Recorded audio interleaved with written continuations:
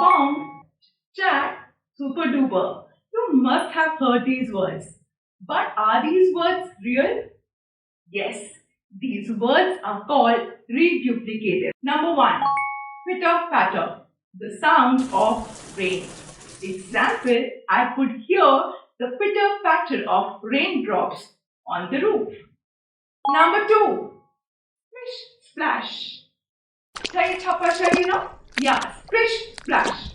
The sound of water splashing. Example, the children had fun in the pool. Splish splashing around. Number 3. Tick tock. The sound of a clock or the passing of time.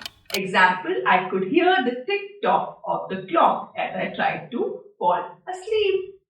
Chit chat means casual or light conversation.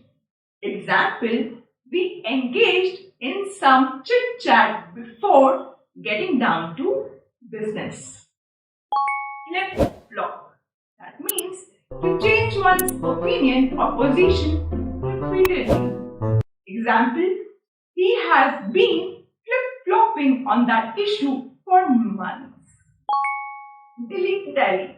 Yeah, today's time or delay something. Example, stop dilly-dallying and get to work. Knick-knack. Small decorative objects.